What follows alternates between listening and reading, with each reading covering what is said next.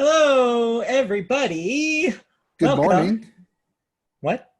Good morning, everybody. It's not the morning. Well, I You're mean, it right. might be. It's the Media Boat Podcast. Yeah, I don't know when you're listening to this. You could be listening to this at any hour of the day, so congratulations. It might be morning near you, Well, it's not running recording. I know that. but for us, Hey, it's it may be morning. yes, but for us, it's And the if evening. we is morning, And welcome, as I was going to say, to the Media Boat Podcast. You stepped all over my intro again this week. You trying to do you're that? not welcome. Anyway, welcome to the Media Boat Podcast. Today is Wednesday, September 16th, 2020. This is episode 245, we think. This is a podcast, in case you are not aware, about movies, television, video games, and music. Not necessarily in that order. Though this week, we're going to do another reverse show because video game stuff happened today. So we'll talk about that in a moment. For now, my name is Matt. His name is Mike. I'm Mike. He's Matt. Because this is a reverse show, I get to go first this time. It's true. It's true. So we start the show today with music. No, with video games. We start the show with video games. With video games. Yeah, because we talk about music, video games, TV, and movies. Not necessarily in that order. In that order, for sure. For real this week, because it's not in that order at all. Oh, yeah, it isn't. So, anyways, we're starting with video games because Sony, literally hours ago, Yes. just ended their press conference for the PS5, which we'll get into real briefly right after we talk about upcoming video games this week. Yeah, so what are the new video games that I can play if I want this week? Well, if you want to play, we have Welcome to Elk for the Xbox and PC. Crisis Remastered for the PlayStation, Xbox, and PC. Yes, the Switch version came out a couple months ago. This is everything else. 13 Sentinels, Aegis Rim for the PlayStation. Yep. Halo 3, ODST for the PC. Yep, first ever release for the PC for that game. Yep. Rebel Galaxy Outlaw for the PlayStation, Xbox, and Switch. Yep, came out on PC early this year. Mm-hmm. WWE 2K's Battlegrounds for the PlayStation, Xbox, Switch, and PC. Yeah, that's the arcadey wrestling thing. It looks bad. It definitely, it looks cartoony beyond cartoony. Yep. Looney Tunes-esque wrestling. Going for something very specific there. And lastly, for a very limited time only, Super Mario 3D All-Stars for the Switch. Yes, I have pre-ordered this, so I will have some stuff to say about it next week. I look forward to playing some Mario. But is it in the mail? Huh? Is it in the mail? No, I got digital pre-order. Okay. I don't need to resell it. You know, some people are talking about like, oh, I'm going to get the retail version because I'm going to flip it once everybody sells out of it. I'm like, no, I just want to play the game. I don't care about the making money off of it. I don't know. I might look into getting the game physical this weekend, if available. Why not digital? Because I want to keep the space on the Switch for something else.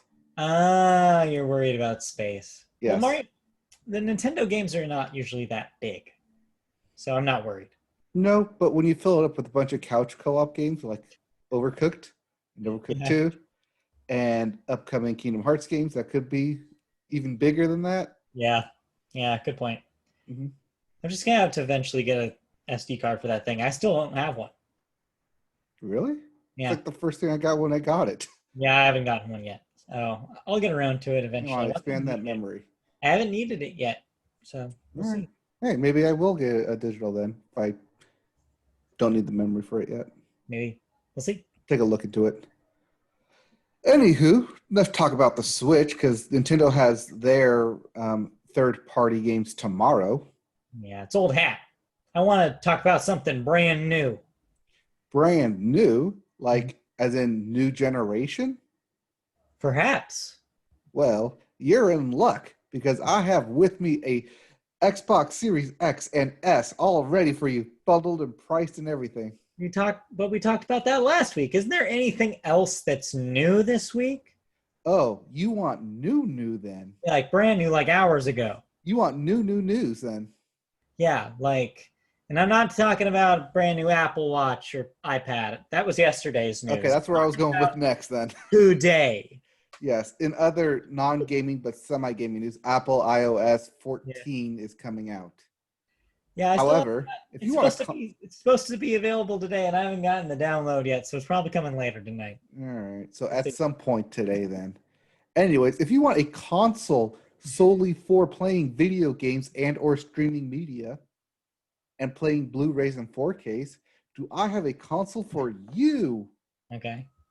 It is the PS5, the PlayStation 5, the fifth iteration of the PlayStation, Sony's fifth try at trying to get you to buy a gaming console for the home. So yeah, some brief little backstory here is that Sony still hadn't, up until today, released a price or release date for this thing.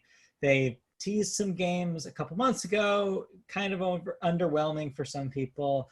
We've all been waiting for the other shoe to drop, for them to give us the basic info about when we can buy this thing, what we'll spend on it, and some more, maybe some launch games. They'll get us more interested in buying one of these things. Well, they did some of these things and they didn't do other of these things.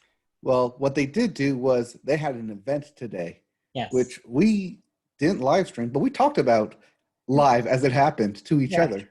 Yeah. Because I was working. News. Yes. I didn't want to say that, but yes, because news. Yes. Also because we work during the weekdays. Surprise. Surprise. Patreon right there. Yeah. If you'd like to fund us live streaming things. Got to make money somehow. Anyways, during the PlayStation event, they finally gave us some price numbers. Yes. For the PS5, including the PS5 disc version at $499, or you can get the digital only version for $399. So how does this compare to the Xbox? So yeah, here's my take on the prices. I'm actually shocked. If I was a betting man, which you are, and is a terrible problem. But if I was, I would have lost some money today because I would have bet on $599. Sony's been talking up and down about how this was going to be a very traditional, very expensive kind of generation for them, and everything sounded like they were going to do the $599, $600 thing all over again. It was going to be like 2006. It seemed like that was going to happen up until pretty much they revealed it today. So yeah, I was shocked at $499. This puts them exactly parity with the Xbox Series X. But the interesting thing that they're doing here is that the difference between the discless version and the one with the drive is only $100. That puts the digital-only PS5 at $399, lower than a Series X. So if Sony's to be believed here, this thing is just as powerful, if not more possibly, than Microsoft's Series X. If that is true, let the digital foundries of the world do that, figuring out once these boxes come out to find out if that is actually true. But assuming that's true, then you can get, as long as you don't need the disk drive, the PlayStation's a better deal by $100. And I never saw that coming. Yes, for the diskless drive, for the digital version. Which pretty much, it really only puts you out of two things. One, you can't buy retail games and resell them. But then again, GameStops are disappearing as we speak. So who knows if that's even going to be a market. Mm-hmm. And then two is that if you have a collection of 4K Blu-rays or Blu-rays at all, or if you want to do some potentially backwards compatible games, which they haven't really, really delineated which ones will be, but they say that a lot of PS4 games will work. We'll get to the weird download collection thing they're doing in a moment. But before all that, if you're somebody who wants to know that you have your physical disc, then yeah, that's the only other reason why you'd want the disc drive. Other than that, if you have a reliable internet connection, you're already downloading things digitally most of the time, like I am in both of those cases, then you don't really need the drive. Right, but I did see immediately online that a lot of people will probably get confused between, or rather, a lot of parents will get confused between getting the disc version or the digital version, because they'll see, oh, it's $100 less. I can pick this up with 2 games. Yeah. And that's not going to work. It's up to that cashier or that sales representative to be like, hey, just let you know, this one doesn't have the disk drive. You can't play this game that you have in your hand with that system. You can instead have a card ready and be like, here's the download card that you can plug in to download this copy of Ratchet and Clank. There's things that you have to train, I guess, your sales rep to do. Right, and you better train your 17-year-old to explain it to a 45-year-old mother who's buying a first ever video game console for their child. Yeah, I think the more likely version of your story is going to be the uncle that hears, oh, they just got a PlayStation 5, I'm going to get them a game, not knowing which one they got, gets them a retail game, and then they have this useless disc. Right. No, I definitely see that happening because I've had that almost scenario with getting a Switch for Christmas and then immediately going to someone else's house and, oh, I was informed you were getting this for Christmas, therefore I bought you these games. Yeah. Oh, you got the digital version? Well, these games won't work and I didn't bring a receipt, so good luck. So I guess re-gift those. Right. Just the solution. You gift it to someone who has a CD drive. Yeah. It's complicated, but I don't think it's any more complicated than Nintendo has it with the Switch. I mean, that's a whole nother conversation when you get into, oh, this game can't work with the Lite at all. Oh, whoops. Like you get somebody Ring Fit Adventure, and they can't play it at all with their Switch. It's right, because they got the Switch Lite, which doesn't have the detachable controllers. Yeah, we're at a spot right now where every single console in this upcoming generation is going to have a problem like this. It's going to have a problem where you have to know which one of these things you want going into the store, or else you're going to be sold the wrong one. Because the Series S also doesn't have a disk drive. Right. It's just chaos this time. They are making it very enticing to buy the all digital version because they get the money directly. They cut out the middlemen. Yeah, or they become said middlemen with the storefront. In both cases, yeah, like I said, if you have a reliable internet connection, that's key because downloads are getting bigger and bigger, especially with Call of Duty's the world. Right, you got a 120 gig game coming in. Yeah, and 2, if you don't have physical media and you're already buying stuff digitally as it is, yeah, it's kind of a no-brainer, especially with the difference in price. But as for whether they're enticing people to buy this box, let's talk about the rest of the show. Well, okay. Real quickly, hot stance, where do you stand? Disc or no disc? So, well, I'll tell you, I was going to save this until later, but I'll tell you right now. All right, we'll save it till later. Yeah. I'll keep everyone on Pig's because I have a definite opinion on it, too. Yeah, because, well, okay, here. Let's pretend, to answer your question directly, let's pretend I didn't just buy a gaming PC. You did, but what now? Exactly. So let's pretend I'm going into this still planning on buying one of these boxes. Right. You clearly have the money to buy one of these boxes day one. I could have. In fact, I bought 3 of these things, technically. Yes. That's one of these PCs cost 3 of these boxes, turns out. Which is terrifying when I say it out loud. But I already paid it off. People in the back. I already paid it off. That's paid for. I'm done. So anyway, but yeah, let's pretend I didn't just make that investment and I was still interested in buying this. I would 100% go discless. The only reason why I'm saying that is because I also, earlier this year, bought a refurbished Xbox One X with that has a disk drive on it. So that thing can play 4K Blu-rays. It also streams so done. I buy all my games digitally now. Games, I don't buy a retail game. I haven't bought a retail game since I bought Pokemon Sword and Shield in the retail 2-pack because I bought it for a friend of the show, Christy. Right. That one was the exception. Other than that, I don't think I've bought a physical game since I pre-order. No?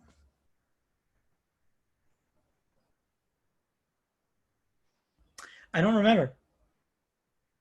I literally do not remember the last time I bought a physical game. I could tell you when I last bought a physical game. Last week? It's literally sitting right here. As I pan out of camera. Yeah. Boom. Yeah. You know why I bought the physical version? Because it was a gift. Right. You know why? Mm-hmm. Because you get that instant satisfaction of seeing someone open it and seeing someone excited instead of, oh, here's a download code. Let's pretend this is a download code. Here's a download code for you to go play football game. I don't get to see like, oh, okay, cool. You don't get to see that immediate reaction, that response, that, oh, I'm looking at the box, that immediate surprise. Yeah. And while, yes, that is momentarily, you get the physical thing that doesn't change. It's all right there, not some digital content that may or may not change as time goes on. It may not be available as a download eventually. Yeah, it's going to be very, very dependent on the individual and who you're buying it for. If you're buying the system for a child or for somebody who doesn't play a lot of video games, right. Every person's gonna have a different thing. So yeah, me personally though, I'm at the point where just digital all the way. I have a device that can play 4K discs if I need to play a 4K disc. I don't have a lot of backwards compatible eligible discs hanging around for my PlayStation because I bought most of my PS4 games digitally too. So I'm at the point where for me, I don't really need the disc drive, but there are going to be people out there that absolutely do. So. Right. No, I understand that going digital means you get to play it day one, midnight, 9 p.m. release, whenever you set it. It's very convenient. Yes, I agree with that. And the thing with the disk drive, though, and what's going to be appealing to a lot of people, though, that $100 does guarantee you to have flexibility because that doesn't preclude you from buying digital ones. You can buy digital games and physical games. Yep. You can mix it up. So that's going to give people freedom, and people want freedom of choice. It also gives you that 4K Blu-ray drive that people are going towards. But man, $100 difference is way more than I thought there was going to be. I thought 50 at most. Most people thought 50. Yeah, the fact that they did the $100 jump is really a push to get those digitals out the door. And I think it will probably work for a lot of people. Mm-hmm. But anyways, we need to talk about the rest of the show because there's a lot. Yes. Anyways, if you too would like to buy a PS5 at $499 with disc or $399 digital edition, you can do it fairly soon as pre-orders will happen, and it will arrive on November 12th, its release date. Yes. So that is days away from the Series S and Series X launch. As in 1 and 2 days, because I think they're launching on the 10th. Yes, 2 days. So it's going to be a very expensive weekend for a lot of people. I mean, that's between a Tuesday and Thursday. We're smack dab in the middle of it. Yeah. So it's it's going to be kind of intense. That week's going to be fun to watch. Yep, put your 10 up. But what games are going to be available for this thing? Did they announce anything new? Games? New? If you're going to pick a game, might as well be a final game. Might as well be a Final Fantasy game. Oh. Because the sequel to Final Fantasy 15 is no longer the final game in that series, as Final Fantasy 16 was announced for the PS5. Yeah. And PC. Yes. And PC. Console exclusive. Big bold letters for console exclusive. Yes, console exclusive. To the PS5. When I saw that console exclusive on PlayStation thing, I flashed back to when was Final Fantasy 13 announced at an E3 Sony press conference as being a PlayStation 3 exclusive. Yes. That would have been what, 2014, 12? earlier than that, right? Wasn't 10, right? 3. Okay, well, I take a Oh, look. wait, announcement. You're talking about the announcement. Announced. Okay, yeah, announcement would probably have been 8 then? 7? I'm gonna find out. Yeah, 2006, 2007, one of the two. Because it came out in 2009, it says. Right. So, yeah. Anyway, it's kind of crazy. Considering like that whole thing made me immediately flash back and be like, oh yeah, that wasn't exclusive for that long, was it? Nope. And I remember the big implosion all like the Final Fantasy fans had when they finally did announce it was coming to the 360. And like, I have a feeling that might happen again here. So I'm not going to put any like definites on it being exclusive to the PlayStation 5. That being said, it looked okay. It looked like a Final Fantasy game. It looked like they went more fantasy in the Final Fantasy in this one. A little more traditional. Knights and castles. Yeah. And no more cars, which I was disappointed about. So a lot of people pointed out it specifically looked a lot like 14, the MMO. And there's a reason for that. Apparently, the studio making this is the studio that previously had only made the 2 MMOs in the series. Okay. This is their first non-MMO project for the Final Fantasy series. But they have confirmed, though, that does not mean it's an MMO. It's definitely still a single-player adventure. And like from what I can tell, is they probably gave them the job after how great of a reception the new version of 14 has gotten. People love that game now. People are like boasting about how great the story is and the extra content that's been coming out for the last few years for that thing. So I'm not surprised that Square Enix was like, hey, you make 16 for us. You've done such a good job. So because they did such a good job, do you see this Final Fantasy as a service? No. Like I said, they were very clear today, I guess, when people asked them about whether or not this was going to have any multiplayer hooks. They said, absolutely not. This is a traditional Final Fantasy. They would not be calling it Final Fantasy 16 if it wasn't that kind of Final Fantasy game. Right, just like they wouldn't be calling it Final Fantasy 14 Online. You know what I mean, though? They would have put online in the name. They would have said that it was MMO. This is not a bait and switch. They're not. You're right, because they didn't put Red Dead Online until like months later. Yeah, but that's a mode in a single player game. So are you saying that they can and probably will do a mode in a single player game? Because you're saying this is Final Fantasy 14 team. Yes, this is them making a single player game. This is not an MMO. Anyway, I think you wait and see how Marvel's Avengers does for the first year before they make any of those decisions. I think because that Square Enix. I think that 14 is their workhorse still. I don't think there's any reason to make a new MMO in that world. And this is, even if they did want to, that's 17. That's not this. All right. If you want to believe that, I'm going to believe that. All right. Speaking of new modes for multiplayer, there was new PS5 footage for Call of Duty: Black Ops Cold War. And the main character you're playing with, not as, but with, looks like Carl Urban from The Boys. Yeah. He even had the very gruff voice as well. I would be surprised if that actually was Carl Urban. Might be. I don't know. They haven't announced any sort of cast for this, even though it seemed like they had a lot of all the recording already done for the voice stuff, which was surprising. Yep. They also invoked the longest runway in history. Yes, you just texted me Fast and Furious 6, and I knew exactly what you meant by that.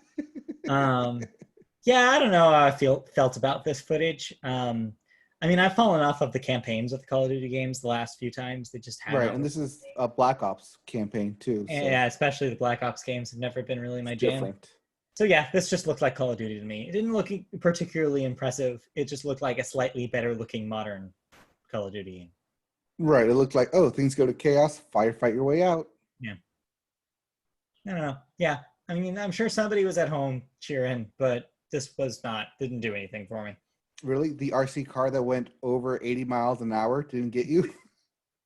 They had crazy RC cars in Black Ops the last time, so. That go RC car that goes faster than the actual car. Yeah, It that I'm catches not up sure. to the Airbus. That I can't vouch for. Right. Okay. Anyway, Anyways, they also showed more footage for Spider-Man: Miles Morales, yep. uh, Deathloop, which super excited for, Resident Evil 8 Village, and that Demon Souls remake. Yeah, so I kind of bunched all these together because they're games we've already seen. Yep. But did you find any of this footage particularly interesting? You just mentioned that Deathloop seems pretty cool. Deathloop is a great concept. Bethesda, I believe, looks fun, plays Yeah. fun. I like the idea they're going where you Yeah. complete the missions to get people to go to this one party so you can kill them Yeah. all at once. I think that's a pretty cool Yeah. spin on it. It's like a Dishonored meets Hitman. Yeah. And I'm like into that. Like I like the look of it. I like that it's creative. I like that they're trying all sorts of things with the premise. I think the idea of the other character, like the other playable character, just having the one goal of kill the other protagonist is super rad, and I just want to do that. Yeah. Like just chase him around the whole time. That'd be great. Yeah, it just sounds like such a cool, creative, stylish game. Unfortunately, that's no longer this year. It got delayed till 2021, so Yep. that won't make launch. But man, yeah, that's looking like pretty much the sad as it is. That's looking like the strongest game I think in this lineup so far. Well, yeah, probably. But Spider-Man Miles Morales Yes. showed gameplay Yes. and looked very smooth. Looks cool. But you have This to was keep in captured from mind, the PS5. yeah, you have to keep in mind though that the reason why this looks so complete is because they had an entire game to work off of. It is just an up-res version of Spider-Man for the PS4. Right. I believe it's still Spider-Man, Yeah. the game, with Miles Morales content, right? Correct. With a story mode that is specifically about him. And yeah, I So, mean, epilogue, if you would. but it looks like they're going to cram a lot of story into this content. Like the little bit they showed, something was happening every few seconds. It was really jam packed with stuff. And I think that it showed really well as a demo on a show like this, because that's what we want to see in something like this. We want to see a technical showcase that looks pretty, that also looks like, yeah, I could see playing that like it was a video game. Right. It's also the thing that you want to pop in when you first get it Christmas morning. Like, Yeah, oh, I'm Spider-Man. It plays smooth. Look right. how smooth this game is. Look at the zero load times that they've been boasting about. Yes. Because they used Spider-Man as the demo of him using the subway and how fast the load times were going between A to B. Yeah. That was their selling point way back when the PS5 was first being rumored and announced. It's smart. It's a good launch game because, yeah, of all the things you said. It's a bad launch game because if you think about it, it's a game that already is out. And two, it's not even going to be PS5 exclusive. After the show, they confirmed via Twitter that they were also going to put a version of this on PS4 as well. So that way people who don't make the plunge to PS5 this Christmas can still play it. Ooh. Which, you know, again, this is good news, I guess, theoretically, because not everybody's going to want or can afford to buy the new console. But it's bad news because the one thing that they had going into this that was going to be PlayStation 5 specific is now not that. It's still not only available on PS5. There's nothing they showed that is going to come out this year that will be just on PS5 and nothing else. Zero. Zero Yep. things. Even the one thing that we know is confirmed for PS5, Ratchet and Clank, Yeah. didn't make an appearance, No. and we already know is scheduled for early next year. Right. It's they kind of took care of that. They swept that to Gamescom and just kept it there. And then I guess didn't need to mention it again. They were like, oh, people who cared probably watched that. Probably not. But still, like, I guess they just assumed, like, you know, we took care of that game. Mm-hmm. So yeah, I don't know. What do you buy? What do you buy for this thing? I tell you what you buy. The one thing everyone on Twitter was talking about and calling it the Game Pass killer, PlayStation Plus Collection. Yeah. Okay. So want to explain real quick what this is? So if you own a PlayStation Plus, or if you own PlayStation and are subscribed to PlayStation Plus, every month you get 2 free games. Now, this used to be 6 free games. But then they got rid of the Vita, which cut it down to 4 free games. Yeah. 4. And then they cut out the PS3, leaving it to just the PS4 games, which is 2 free games every month. But if you're either new to subscribing or missed out on some of those games, tough titties. Nah, I'm just kidding. If you get the PS5 and are subscribed to PlayStation Plus, you will have access to the PlayStation Plus collection, which is their digital download play games that are available to play according to their service, according to specific regions, not available in China. So a lot of people are comparing this to Game Pass. So there's an issue with that comparison. Game Pass has 1,000 games, so there's one right there. Yeah, exactly. Well, that's part of it too. But even if you didn't, there's 2 issues with that comparison. One of the cool things about Game Pass is Microsoft has committed to putting their first-party releases, brand new releases, on that service for their subscribers at launch. Sony's not doing that. They want you to buy new games for 60, actually maybe 70, apparently, according to the internet rumor today, dollars a pop. The other reason is PlayStation Now already has this. So PlayStation Now does not do immediate games, though. Have you looked at it lately? Yes. Because I keep trying to look at, like, purchasing it, but every time I look, they don't really have the games that I kind of want to play. So I tried the trial recently, like a month ago, because they had a deal where you could try it out for a few days. Right, usually like 7 days or something. And it has a lot of these games already that you can download immediately. So what they've started doing is they've started separating the PS3 stuff from the PS4 stuff in the manner of which they're like given to you. PS3 stuff is still streaming only. You cannot download those. But the PS4 games, the vast majority are downloadable. I was able to play Control, a relatively new, complete game, downloaded to my system through that free trial for the first couple days. Right, Control came out last holiday season, though. You can get a lot of first-party games through this as well. You can get Uncharted 4. You can get Last of Us Remastered. You can get probably not God of War. No, so you cannot get God of War. You can't get Last of Us Part 2. You can't get Horizon Zero Dawn. You can't get Spider-Man. I want to note that many of those games you just rattled off are not available on this PlayStation Plus collection either. Right. So Monster Hunter World. It's like they're basically saying, we already have this technology. We're already doing this over here. But PlayStation Now has a name that's been tarnished because for years, everybody's assuming it's still streaming. Even though it's not just streaming anymore, the consumer base still assumes that it's this thing that they don't want.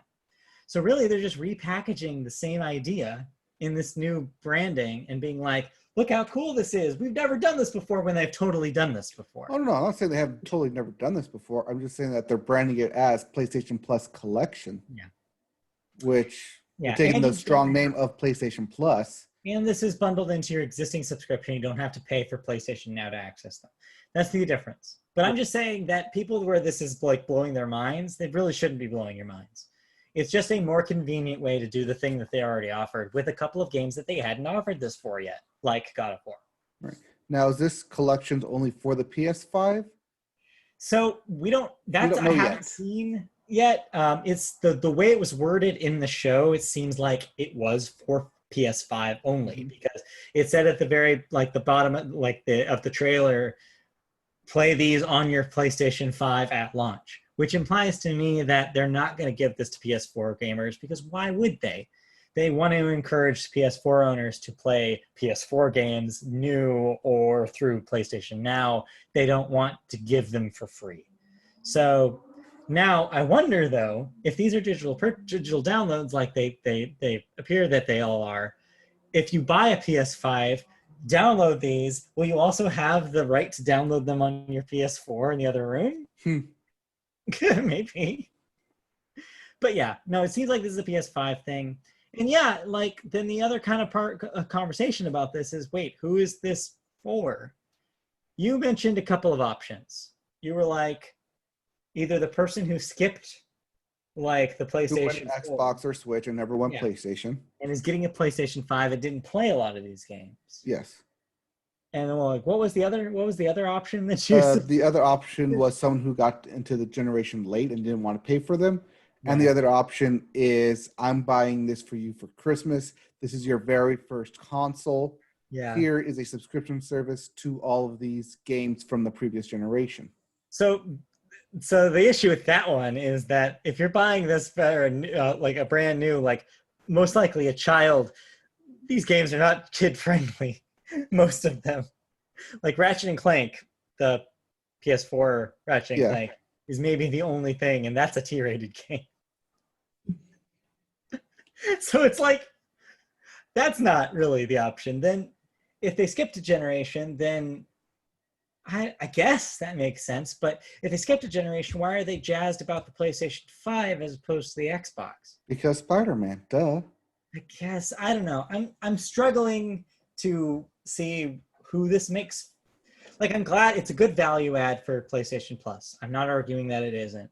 I'm just saying that I don't know the individual that this is like targeted towards who hasn't played these games before. Because I feel like the only people who are happy about this are the people who already bought all these games last generation. Probably. I mean, I bought most of the games, but I'm still happy for it. It's a neat idea. I'm glad they're doing something, but I'd rather they do something with newer games or like entice people who didn't already. Yeah, that's the one thing that is play this. Poking me in the back here, that they didn't announce that these new games like Spider-Man Miles Morales will be their day one launch. No, they didn't. This And show. that's what's egging me. Like, it might not be that good of a deal as people are saying. This is the first time that I've ever seen a release like thing for a launching console 2 months before the console is supposed to come out that did not mention anything about a launch title or any games launching with it. We know Miles Morales is launching with it, but only because of Twitter posts after the show. We know Demon's Souls is also a launch game, but only because of Twitter posts after the show. During the show, they didn't confirm anything was launching with this box at all. New, I mean. Right, and that's a bunch of old games. It's crazy. It's like nothing I've seen before. Like, what new game are you buying this for? There's no new games. This is why I usually wait a year to get a console. Yeah, it's just beyond comprehension. But anyways, there's still more that we haven't mentioned. You're right, because while we did mention that Miles Morales will be a launch title and that Demon's Souls will be launched as well and getting a PC port too, there were 2 new games that they announced. Like, as in brand new, never before seen, first time reveal. Yes. First one, well, the big one they saved for the end, which they always do, which is, hey, here's a teaser for something we're working on. Yes. And everyone knew what it was as soon as like the first bar hit. And even I knew what it was because I texted you immediately. Yeah. God of War Ragnarok for 2021. Yep. For now, I see this game getting delayed. You know what? I trust that they probably be working on this for a little bit. I think that it'll hit holiday next year. Yeah, it would be a holiday next year. But that being said, I also see it being delayed to March of 2022. Maybe, but at earliest, I think, we'll see this in November. But still, this is cool. I mean, you really love that God of War on PS4. This will take it into Viking Land. In the 22-second trailer that was just basically the logo for it with runes thrown up, I have theories about it already. Okay. Surprising the internet does as well, because they work fast like that. So not just me, but with a ring, obviously that's the new God of War symbol, as from last year. The runes around it spelled out Ragnarok. It was blue because of the long winter in the Ragnarok folklore, which is where we're going to end. And based on the hints of the ending of God of War, that's going to be the climax where Atreus has to kill Kratos. But because comic book circumstance, that's not the end. Kratos obviously lives to fight and kill another god another day. Yeah, you could be right. So this may not be the Frost Giants. I mean, I think we will go more into Jotunheim and the Frost Giants, thus the blue frosted logo. Frosted Flakes. Frosted logo that we got and teaser. But also don't expect Kratos to actually die because he has died 1, 2, 3, 4 times across the series, I believe.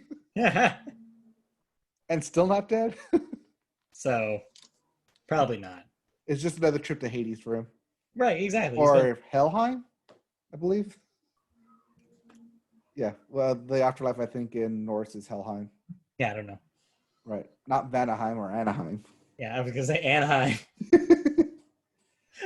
The Vanaheim vein. Right. But do note that we have yet to go into Asgard. So there's something to look forward to. Possibly.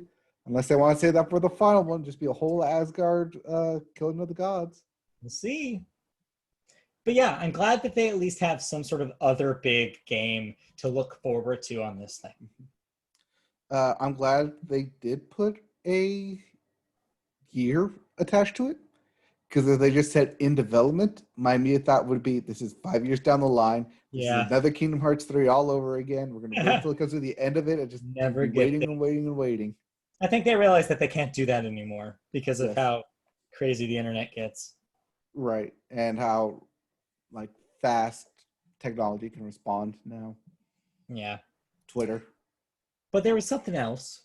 Yeah, there was a game that we saw that was announced 3 years ago, I think. But then went and hushed and flushed out of society. It wasn't announced at all. It was leaked. This is actually the first time this game has been announced, even though we all knew that it existed and basically what it was. Right. This is the leaked and never confirmed, but everyone loved it when they saw the leak and then wondered where the hell it went 3 years later. From Rocksteady Games, yes, that Rocksteady. Yeah. Comes Hogwarts, is a video game set in the wizarding world of Harry Potter, but not in any timeline of Harry Potter, rather the 1800s, as you are a student wandering around the grounds of Hogwarts and taking classes, exploring mysteries, and getting into relative danger, I'll say. Yeah, it seemed like they were kind of vaguely hinting that the game is about being a student at Hogwarts, but also about going on adventures outside the castle, which is interesting because if you've read the books, there was a very strict rule about not doing that, which was the whole thing, is Harry Potter was getting away with something by leaving campus all the time. Mm-hmm. But as you mentioned, though, takes place way before the stories of those books. So maybe it's suggesting a world in which there was a more fluid kind of inside Hogwarts, outside Hogwarts experience, maybe for the students. Right, because it's set in 1800s. Yeah. This is Industrial Revolution era, possibly. Steam era. I mean, they have locomotive, I think.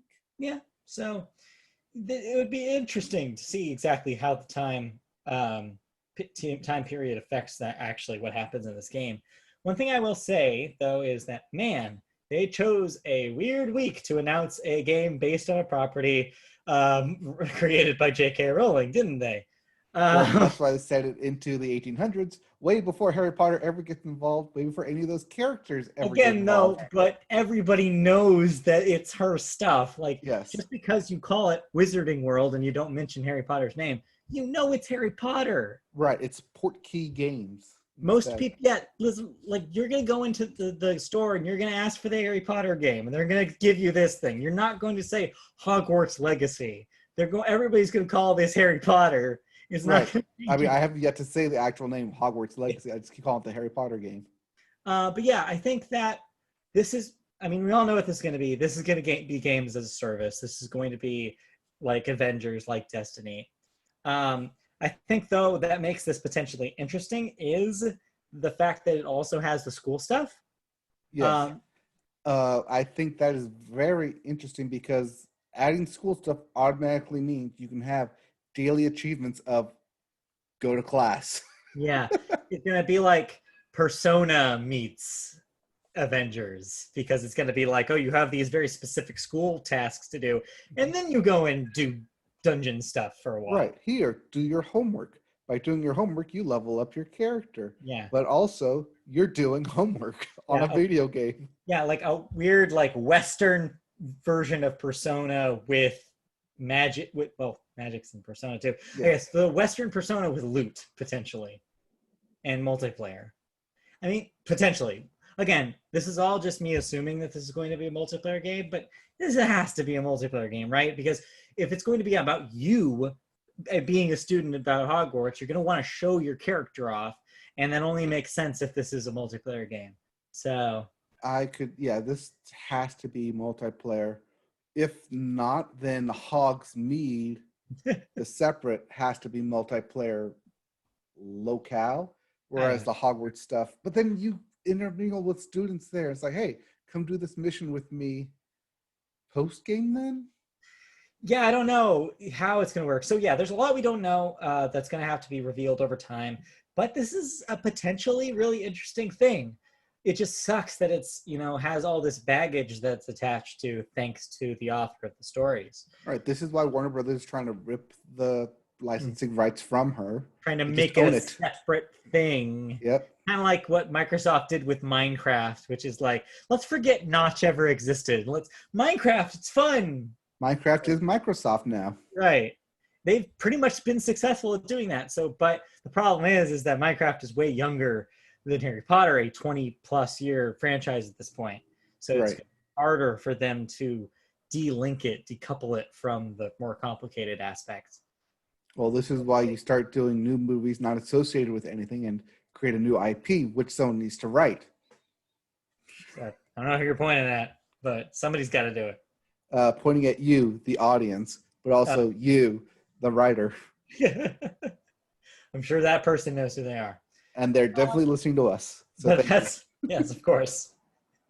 But yeah, I don't know. It's an interesting concept. I think that we're going to have to learn more about what it actually is, but it could be neat. Who knows? Yep. All right. Also, it didn't say anything about being console exclusive, so I bet this thing is multi-platform. I think you have to be multi-platform. PC and Xbox. There's no reason why it's not. So right, the Destiny style multi-platform. Yeah. I think it's only here because Warner knew that they had to announce it before the end of the year, and this was another place they could do it. Well, they weren't going to do it at a Tokyo Game Show. No, I don't think so. And I don't think the Video Game Awards are going to happen. So it would have made sense to see this at Gamescom. So maybe they were just late there and just were like, I don't know, give it to Sony.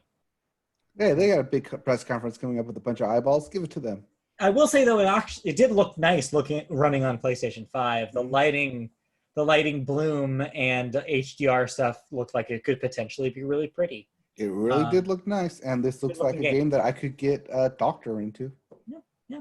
I think Harry Potter. It's going to be an interesting thing because of the franchise it's based on. This is going to hit a lot of audiences that I think that haven't played a game like Destiny or Avengers yet. So right, and that's why I think with it being made, it has to be made super accessible to all these audiences. So that could lower the difficulty, but then again, it could keep like all the super rare stuff hidden behind like experienced players. Yeah, let me tell you about. If you will bear with me at the end of this news portion for what I've been playing this week. I hit a difficulty wall in Destiny, so I'm very familiar with there being the stuff that's accessible and the stuff that's impossible. So we'll get there. That's where I'm getting at. Yeah. Anyway, so that's pretty much it for this show, right? But we forgot about talk about Fortnite. We don't need to talk about Fortnite. Okay, yeah, Fortnite was a thing in it, but yeah, that was the pee break. I'm just glad that they didn't show GTA Remastered again. Talk about old games. Yep, talk about PS3 game. So, overall, what do you think? You think that the PlayStation 5 is for you? I mean, yes, because Sony. But if I was not, Well, like, no, I I'm would. just saying, like, now that we know everything about these boxes, you are somebody who doesn't have a gaming PC. You're somebody who is in the market for one of these. What's your take? If you're forcing my hand to buy one for this upcoming holiday season, Which I know you're not going to, but if you were going to. The Xbox Series S. Okay. Because it's cheaper, it's all digital, and the Game Pass Ultimate is the better deal on day one that you want to play. But as for the legacy thing, like yeah, year long, PS5 with disc all the way. Oh, But full blown. you're talking about holiday day one. What do I want to play? I guess that I'm going to be happy with that I got day one. It would be the Xbox Series S. Okay, so here's a thought experiment for you. What if, in an alternate universe where they got their shit together, well, that's not exactly fair because game development is complicated. So yes. I don't want to say that any developer's not doing their best at getting these games out. But in an alternate universe in which there was a big exclusive game that was available for both of these things. For example, Halo was out on launch day for the Series Z's. And Sony had, let's say, Ratchet and Clank day one launch game. Then would that change your answer? Yes, because I would go Ratchet and Clank.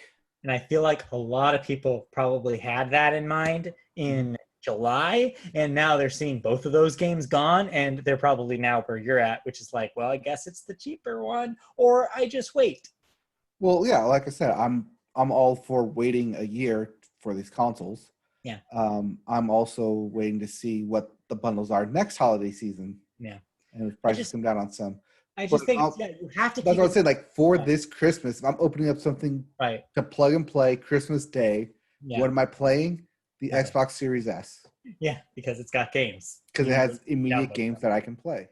But yeah, I think ultimately the craziest thing about this is that there's just nothing new. There's nothing new for these launch with these things. Spider-Man's the closest Sony's got. Right, but I already 100%ed Spider-Man. Yeah, exactly. It's like you're going to buy this box and you're going to play new things to you on them, but they're not things that you couldn't play on PS4 or Xbox One. Right. That's just where we're at this year. 2021 is going to be when things actually start coming out, when we'll get exclusives, when we'll get more news. It's just we've never had this before. We've never had a situation where it was literally like, we're not going to know until a year after. Well, here's what I'm getting when it does come out. The PS5 God of War edition console. Exactly. That's probably about the time I'm going to be picking up a console. It's the bundle. It's going to have a rune on it, the blue rune on the thing on the side. I could see that working pretty well. Yep. And then just buy Ratchet and Clank with it when I get it. Yeah. And for me, this after seeing today, I mean, I already pretty much decided what my approach was going to be. But after today, I'm solidified. I'm not buying these boxes. Right. I don't need them. Until I am convinced that I need them, I do not need to purchase them. Because turns out that the thing that is in front of me here, this personal computer, can play the games that so far have been announced that I want to play. Right, until your graphics card craps out in 3-5 years. But that's a console generation away from now. So possibly, yes. By that point, that's what I'm thinking is like by the time that this 2080 can no longer handle modern video games, I'm sure there'll be talk about either a step up, like a mid-console refresh like they did last generation. Right, with the pros. Or new consoles completely, and I won't have to worry about it. I think that's where I'm at. So I'm saving $1,000 this year. Congratulations. I'm paying $1,700 to save $1,000. Yes, that's exactly what I did. Well, to be fair, I am also working on this computer every day. Oh, so you can write that off as a work expense then. Except I can't, but they don't know that. I haven't told them I'm doing that. So because it doesn't make a difference really for them, but yeah. Right, but it does for taxes. Anyways, the thing I'm saying is that it was $1,700, but it's not just for video games. Right. I do everything else on this thing too. So to me, I think that I think a lot of people, I think it's going to be this whole experience of this console generation, or at least these console launches, is really going to make people do some research on what it would look like to own a PC at this point, because it's really lucrative. It's the first time in my like experience of playing video games that I can say, here's one place that you can pretty much play everything that you want to play, and nothing is locked out to you except maybe a Ratchet and Clank game. Right, a console exclusive. That's where we're at. Spider-Man. And I have the PS4 version of that thing. Yep. So yeah, I don't know. It's a weird generation. It's a weird launch, and November is going to get even weirder, I'm sure. I'm sure it will. But all right, don't worry about November in November. We spent an entire hour talking about the PlayStation. Well, that's why we went first with this. That's why we went first with it. All right. That means we're going to have to spend the next hour on everything else. Right? Everything else. All right, let's do it. All right. Zooming through everything else, including, because we're still in video game news. Yes. The Oculus Quest 2. This thing got buried by the Sony news, but this did happen today. Yes. So, Facebook. Ooh, hey, quiet there. Facebook has unveiled the Oculus Quest 2, offering an official look at the standalone VR headset following a leak. Yeah, it's leaked these days. Yep. During Facebook Connect, CEO, still human cyborg Mark Zuckerberg, confirmed many of the details that we saw in a duo of leaked promo videos, along with fresh news that the Quest 2 will launch October 13th. I believe that's a Friday? I don't know, is it? I believe that is Friday the 13th.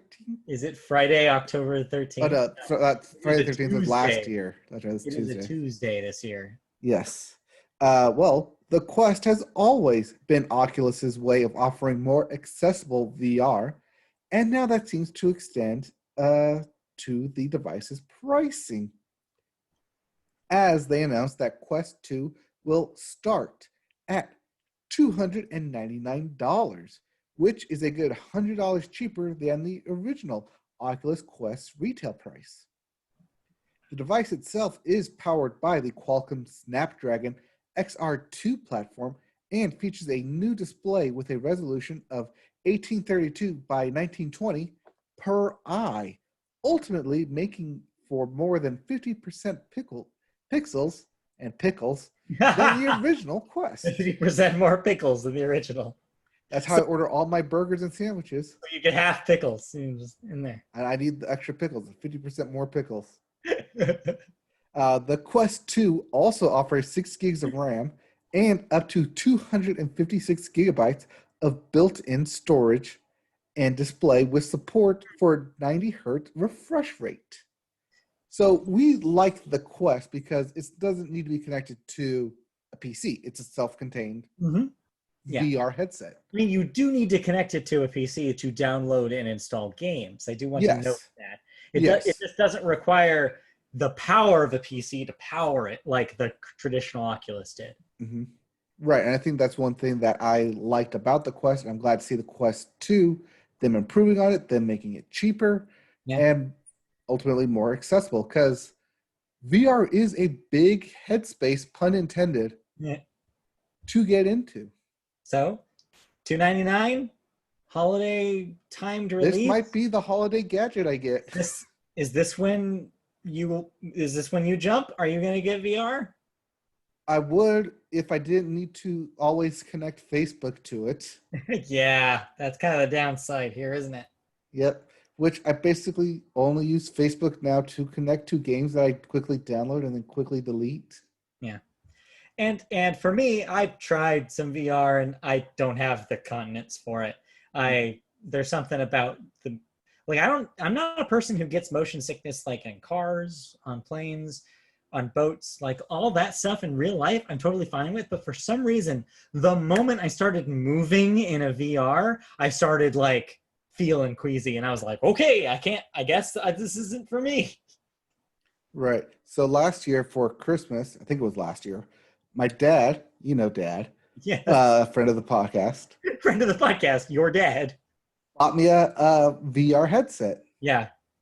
a headset for VR to which you Yes. could put the phone in front Yes. of it and play it as a VR. I also owned one of these things. Yes.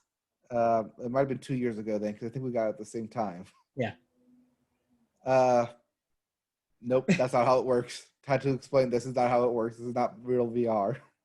I mean, it is, but it isn't. Right. It's Yeah. like, it's a version of it, but it doesn't quite have the resolution and the power that you need to actually play a game with it. You can watch, let's say, adult videos if you're into that kind of thing. I mean, yeah, if you want. I went on some roller coaster rides. Yeah, I don't have personal experience with this. I'm just saying that that's a thing you can do. Yes, but I'm very surprised and curious that that's the first place you went to when discussing VR technology. Yeah, it's just out there. It's just that it's not. It pops up in your feed. What are you going to do? You're not going to not watch it.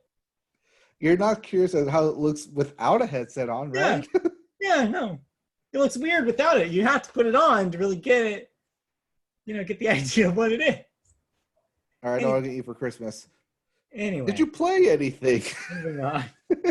Okay, so that's it for Quest. But yeah, I think the $2.99 isn't enticing. I think Quest 2, I'm happy to see they're moving on with the sequel. Is it for me? I think it might be for most people. If you're looking to take that VR jump, I think this is a good place to jump into it. Yeah, seems good. It has the Facebook monogram hanging behind it.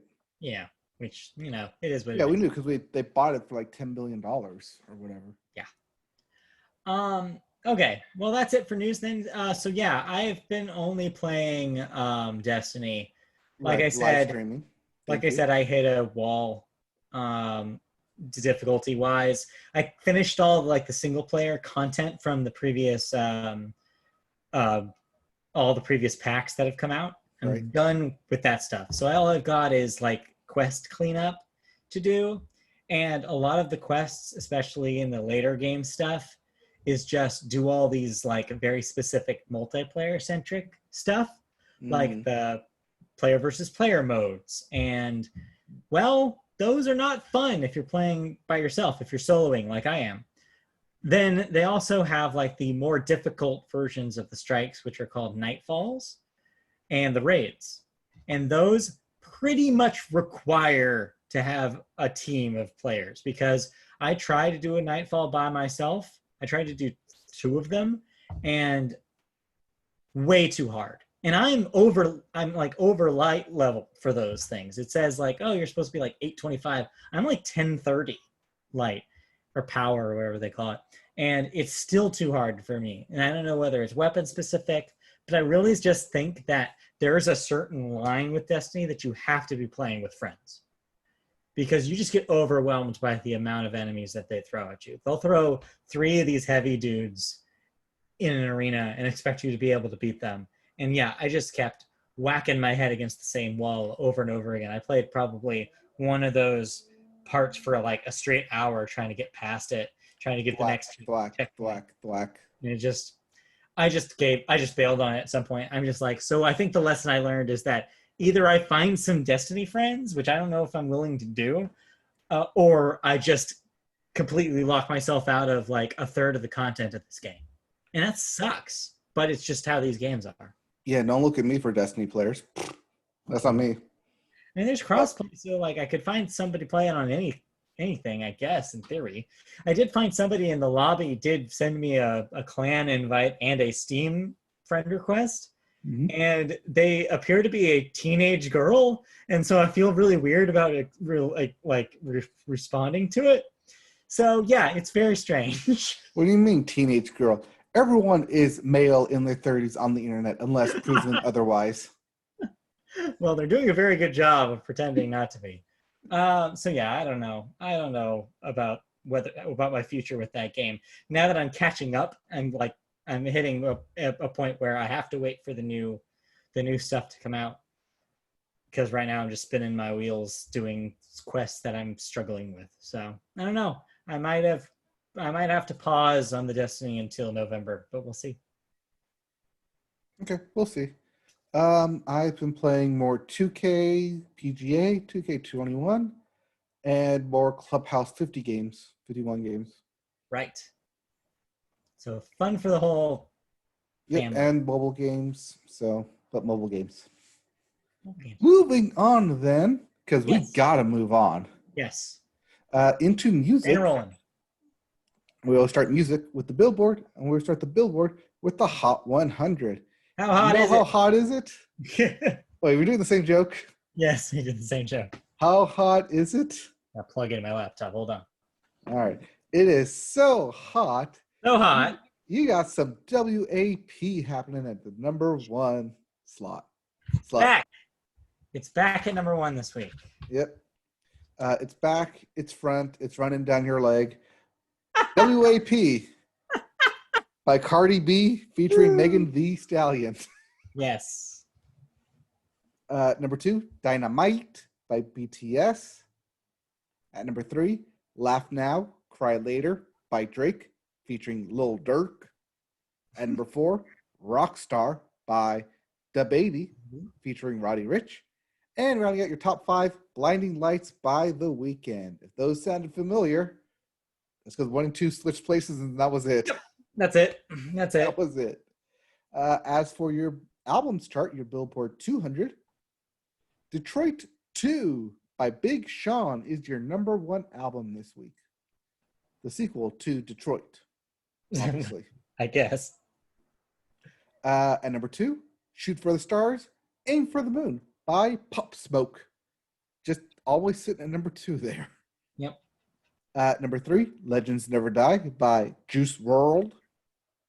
At 4, Tattletales by Tekashi 69, which I thought we all were against him at this point, but Still shows up in the charts. I was getting that TI bump. Yes. And at number 5, Folklore by Taylor Swift. Yeah, so this ends Taylor's reign at the top, so she will not beat last week's record of Whitney Houston's. That being said, though, yeah, I guess Big Sean gets a number 1 record. Congrats to the biggest of Sean's. Yep. Yep. If you didn't like any of those albums, we have new releases. Okay, what am I listening to this week? I don't know what you're listening to, but here are the new releases. None of these. Yep. Apple by Cook. Not that Cook, not that Apple. A.G. Cook. Yes, this is Apple by A.G. Cook, not T.I.M. Cook. Yeah, very different. We also have Host by Cults. Find the Sun by Deradorian. The Speed of Now, Part 1 by Keith Urban. Yeah. Throes of Joy in the Jaws of Defeatism by Napalm Death. Yep. Oh, that is a mouthful of a title. We also have The Times by Neil Young. Yes, that Neil Young. Mm-hmm. And lastly, Protein Threat by OCs. That is Protein Pro and then TEEN. Yep. Pass. All right. Moving on into music news. These are 2 follow-up stories. Oh, they're definitely follow-up stories. First one being the story that we keep following up on because they've yet to actually go to court, and that is Lady A versus Lady A. Yes. As Anita White, the artist who goes by Lady A, has now filed a countersuit for the trademark infringement against the Nashville trio, formerly known as Lady Antebellum. Lady Antebellum had changed their name to Lady A in June as a concoction of the band's... That's what I said. As the band's original name became untenable amid George Floyd protests. But that created an issue for Anita White, a Black woman who has been performing under the stage name Lady A since the early 1990s. This is a story that, as you noted, we have been following and tracking the highs and lows since this became something back in June. Believe it or not, the story had more recapping that I had to edit out. Right. Because at first it appeared that Anita White and Lady Antebellum would come to an agreement to share the use of the name. But the talks had broken down, and the trio said that White had demanded a $10 million payment, which we noted as $5 million towards BLM charities and $5 million towards rebranding. Yeah. Well, Anita White has now filed her own suit in Seattle, claiming a common law right to the Lady A trademark based on decades of performing under that name, which we assumed was going to happen. Yeah. The suit contends that the Nashville band's use of the name will result in brand confusion and states claims of trademark infringement and unfair competition. So, this is okay. Yeah.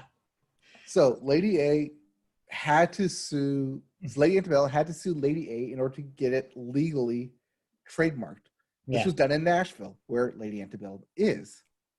So, as we mentioned, if Anita White ever went by Lady A, if she could prove it, that she may have claim here, also that she was based in Seattle, Washington, that she would probably file there. Turns out, that's exactly what happened. Yeah. The common law thing is interesting here because it's basically being like, hey, in Washington, is it more likely that people know Lady A as Lady A and that this other Lady A is going to confuse people? If they can prove that that is possible, then she might have a chance here. Right. I think that's a good case. This is like in 3 years' time when we have to sue someone for media boat rights, where someone else is trying to use the media boat name, but we, as common law, have website, podcast, YouTube feed, video, Twitch, and website name, Google name, address, email. We have stuff that says, hey, we've been using this name since 2014. You owe us. We're suing you. We'll see if we ever need to do this, but like I said, 3 years down the line, mark my words, when we get there. But yeah, I think the story, I think that, I mean, who knows at this point how this is going to go down. I think she has a case here. I figured when they went to court that some lawyer was going to basically come out and say, you need representation. Here's my card. We can get you more money by doing this, suing for under common law. But instead of going to their turf, make them come to us in Seattle where people would know them or would know her as Lady A, the performer there, and try and, get them on their own turf. I still think that the bottom line to all this, and I know I've said this before, is that this just makes the former band known as Lady Antebellum look worse and worse every single time. Because it's not that hard, guys. Just do a different name. Right. You could throw all of this away if you just decided that you didn't want to be called Lady A. Like literally anything else. You could be anything else. And they're so stubborn. Anything but Lady A113. Yes, exactly. Like doing a new screen name. No, it's like, it blows my mind. Just be Lady B. I don't know. Just go to the next letter. Lady Bellum. Yeah, or some Lady Bell. I don't know. Just do anything else. Why are they being so stubborn about this for no reason? Because people of the country world, exhibit D here for doctor, always went them, not by Lady Antebellum, but by saying, hey, Lady A is on the radio. I'm going to the Lady A concert. We're all going to see Lady A. Lady A has a new hit single. Sure. They know that it's Lady A. So to say something else is sacrilege? I realize that, but when somebody rolls up and says, yeah, but I'm this person and I predate you, And it wasn't a problem before because they weren't officially named that. And now they're like saying, oh, we're officially named that now. I say that you just roll over and change the name. Matt, in 3 years, 5 years time, when we have to go through this exact same thing, you think they're just going to roll over and play along? Again, I really don't think that's going to happen, but I will make you eat these words. I will mark it down. The 916 episode. That's the title of this episode. Mark my words. Yeah, mark my words. We'll see. No, I just think this is dumb. They had the option to change their name to anything. They didn't do the research, first of all, and they tripped on a landmine, and now they have to deal with it. And instead of dealing with it, they're throwing money at lawyers and being like, no, we demand that we get to choose our stupid, like our not so great like name we have to defend still, even though the whole thing was that the name was bad and they needed to change the name. So I don't know. It just frustrates me how ridiculous and stubborn they're being. That's all. Just wild. Like I keep saying, every time they bring this up, this is most likely not the actual people, but rather the team, the big machine behind them that wants this. They have the power, though, to tell those people to stop it. So that's what I'm saying. Is like Hillary Scott, do something, Hillary Scott. Come on. She's got 2 kids on her mind to worry about. Man, 16-year-old me had the biggest crush on Hillary Scott. I'm sure 30 of your old dude still does. Somewhere in there. Anyway. Anyways, in other music-related cleanup news, the TikTok sale. Yes, TikTok. Yes. On Sunday night, Microsoft's bid to buy the U.S. operations of the Chinese-owned video app was approved. Nope, I'm sorry. It was rejected, leaving Oracle as the winner. Yes. Oracle's acquisition should resolve the current president's executive order threatening to ban TikTok unless the assets were sold by September 20th in 4 days from now. Yeah, right under the wire. The order came amid an ongoing concern about privacy and security on the Chinese-backed app that has become massively popular with Americans, specifically teens. Quote, ByteDance let us know today they would not be selling TikTok's U.S. operations to Microsoft. We are confident our proposal would have been good for TikTok's users while protecting national security interests. To do this, we would have made significant changes to ensure the service met the highest standards for security, privacy, online safety, and combating disinformation, and we made these principles clear in our August statement. We look forward to seeing how the service evolves in these important areas, Microsoft said in a statement on its corporate blog. And you know what? You laughed. So which one of these security, privacy, online safety, and combating disinformation that TikTok did not like? So yeah, my read on this is that Microsoft was basically out there being like, oh, yeah, no, we're locking this thing down. And ByteDance looked at the offers on the table and we're probably like, you know, Microsoft, they've had a history of like making these apps like theirs. We want to still be TikTok. How much does Oracle want?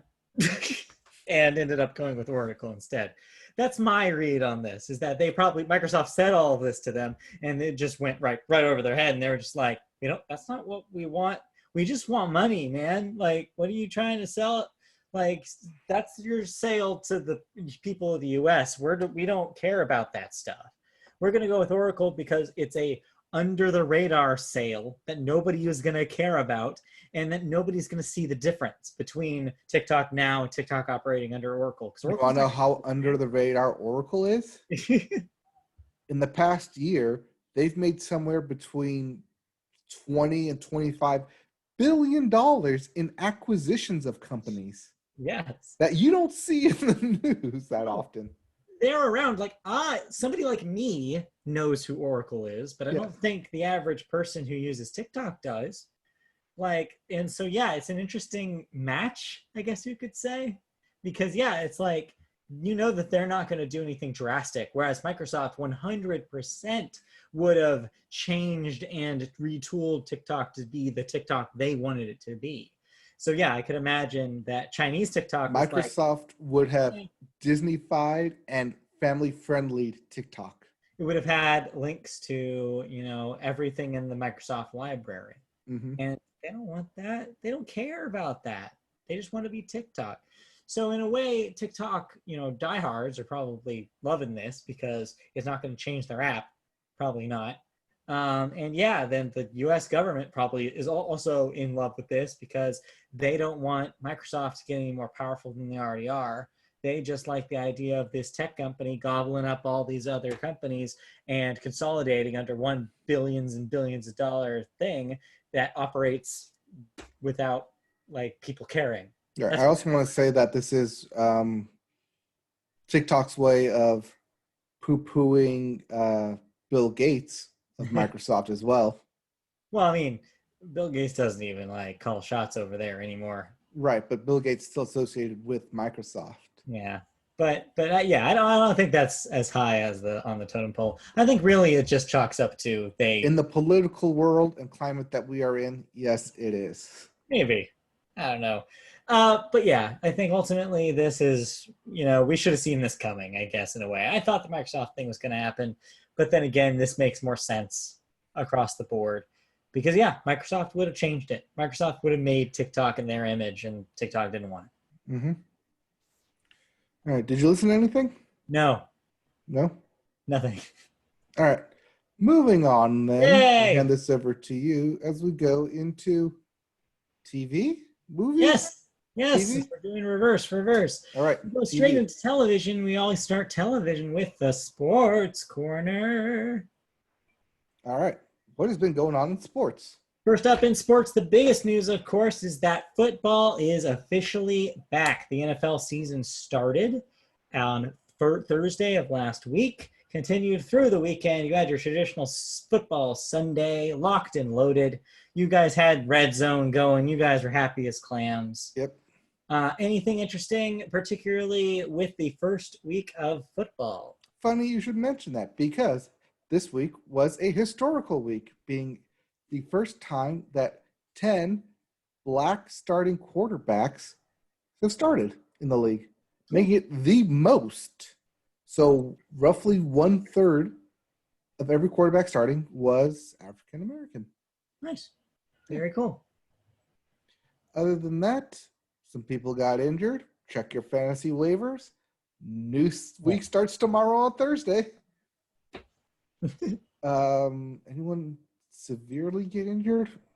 Michael Thomas, probably the big one who suffered a high ankle sprain, will be out. He's most people's number one wide receiver. And the Tiger King himself, Joe Burrow, will face off against the former number one pick as well, Baker Mayfield, in the Battle of Cleveland tomorrow, Thursday Night Football. Ooh. That could either be really good or really bad, depending on which team show up. So yeah, football, it's happening. Yep. Back on board. Yep. Rookies are doing good. I'm loving it. Cool. Next up in sports, in the U.S. Open, which I'm assuming is the U.S. Open of tennis. Yes. Thank you. You never put it. I always will have to ask because there's the U.S. Open of surfing. Yeah, I'm always talking about surfing, right? You might be. Naomi Osaka has won the U.S. Open. Yep. Every match, she had a different mask representing a different BLM victim. And then when she won and accepted her trophy for winning the tournament, she wore a Kobe Bryant jersey. Aw. Oh, yeah. Well, that's So nice. congratulations, Naomi Osaka, for winning the U.S. Open. Meanwhile, in the NBA, in the bubble, here's your news for the bubble this week. We're down to the finals. The finals. The finals of the conference finals. Yes, East conference finals. versus West. Not yet. But this So you have determines who plays East versus West. the delicious Nuggets versus our Los Angeles Lakers. Yes, we missed out on an all-LA conference with LA Clippers blowing a 3-1 lead. Yes. So I had Denver some people Nuggets on Twitter like very mad at the Clippers. Yes, as they should be. They talked a big game before the season started, that's for sure. And finals MVP 2 times Kawhi Leonard. Gonna get done with PG-13 Paul George.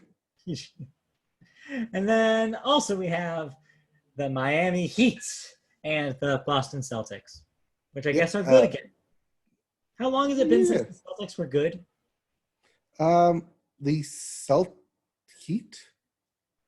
The Heat won the first game in that series, which played yesterday. I was talking about the Celtics. What? You're talking about the Celtics? Are they still good?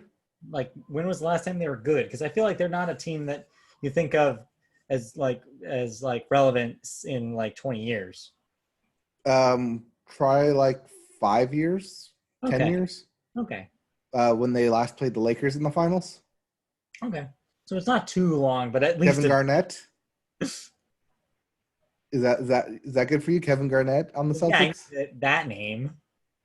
Anyway, so yeah, basketball. It's almost wrapping up, but we'll see who wins these games. It's not almost wrapping up. This is the conference finals, and then we still have the NBA finals. Yeah, that's a whole nother bag. Mm-hmm.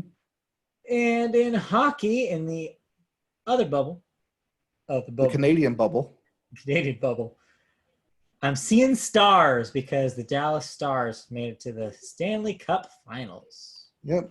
And what was supposed to be the final game in the Eastern Conference for that went to overtime last night, in which the New York Islanders farmed it. Was it the Islanders that farmed it? Or was it the Lightning? Islanders were up.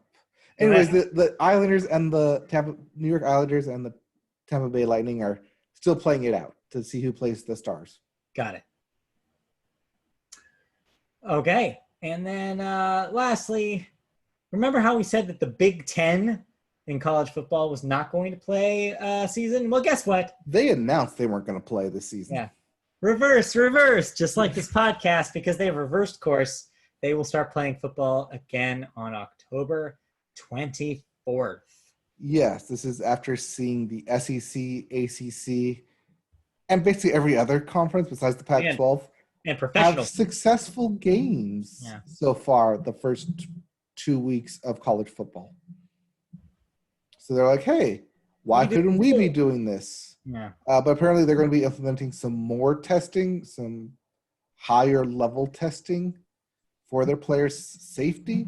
No word yet on fans, but this is good news for the players, I guess, to go back to be playing. Well, the ones that wanted to play, I guess. All right, the ones that wanted to play, they get their wish.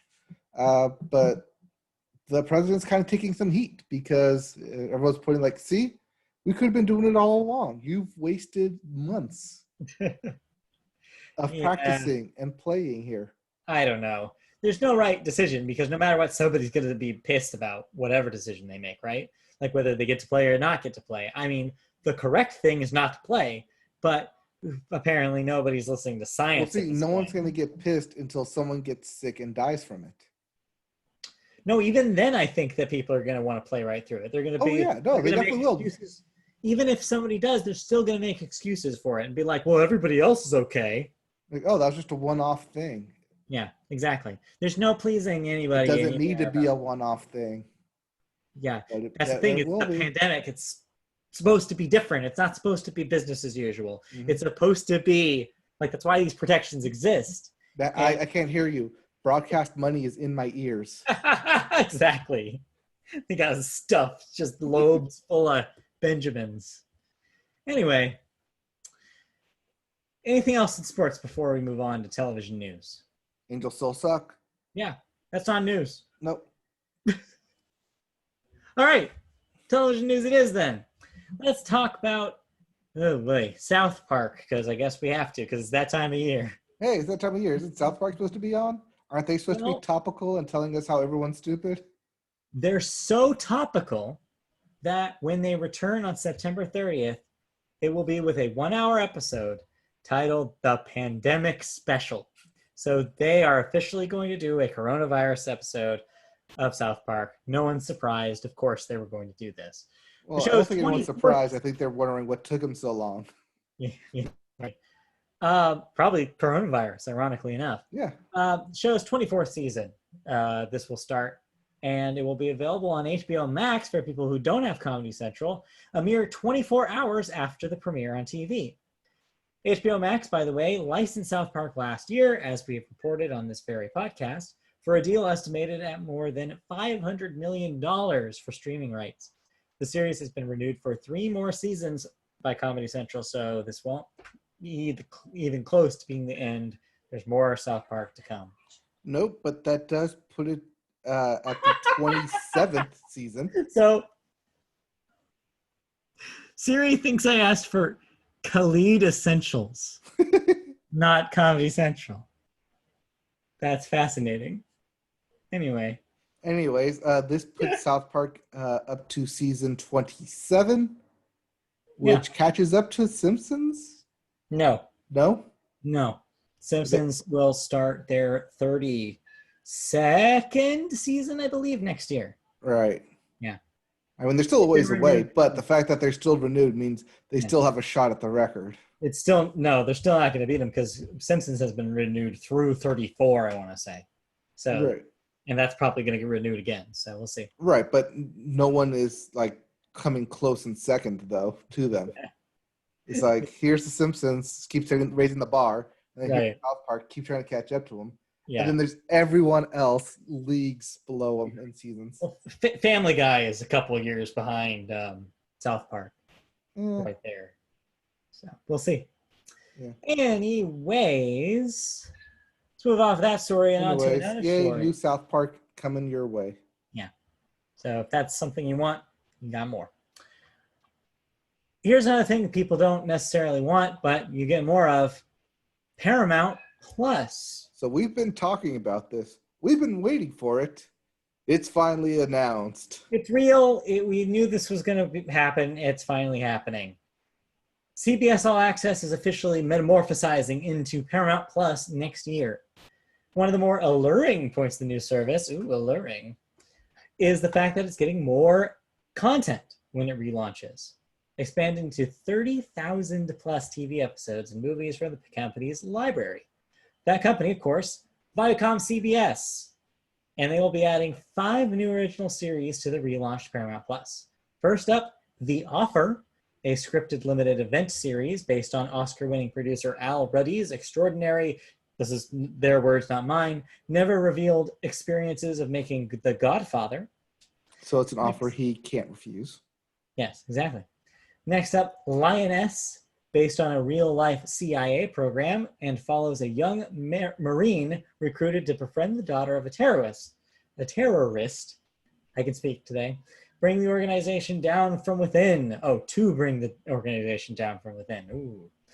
MTV's Behind the Music, the Top 40, which, yes, is exactly what you think it is. It unlocks the MTV vault from the past 40 years for a unique and intimate look at the 40 biggest artists of all time through their voices and their eyes. It's coming back. So kind of. I mean, it's interesting that they're calling this MTV's Behind the Music. Behind the Music was a VH1 show. I say, us ancient people that remember this have to stand up for these brands. From MTV, from VH1 to MTV. It's the same thing anyways. I know that it just comes from the same hopper, but still. Yes. Matters, man. Matters. MTV is the bigger name. And then The Real Criminal Minds, which, of course, is a true crime docuseries based on Criminal Minds, the hit CBS television series. Then lastly, The Game returns, which is, of course, a revival of the beloved BET sitcom The Game, which, if you remember, was about the families of football players. Right, and not the rapper, The Game. Yes, has nothing to do with The Game, the rapper. I do Even though wonder. it was on BET. Still don't know. Yeah, I still don't know to this day. I actually eventually need to look this up, as I need to know if The Game ever guested on The Game. I don't think that happened. Those worlds would never collide. We'll never know. Anyway, so yeah, Paramount Plus, those stuff. That New behind stuff music coming to thing Paramount sounds Plus. potentially cool, but besides that, they're not selling me on anything yet. Nope. Nothing new yet. Now, if they have every season of SpongeBob on this thing, maybe we're talking. They will be having, I didn't have this here because I thought it was ancillary, the SpongeBob spin-off Camp Coral, as well as the SpongeBob movies on it. Not the same thing. If I can't watch the season 3 episode training video whenever I want to, then it's not worth it. Because that's the one thing I'm missing from my life. I just want to be able to turn on this thing and watch the season 3 episode of SpongeBob training video whenever I want. That's what I want. So tell me what you want, what you really, really want. That's what I want. All right, let's move on. All right. Have you been watching anything this week? New? Yes. The return of Alex Trebek and Jeopardy, season 37. Yes. I have these recorded. I have not jumped in yet. But yes, Alex Trebek is back with a new set and no audience. Yeah. As they are still filming this in the life of the pandemic. But new set means that the contestants are socially distanced, 6 feet apart, making for a wider set.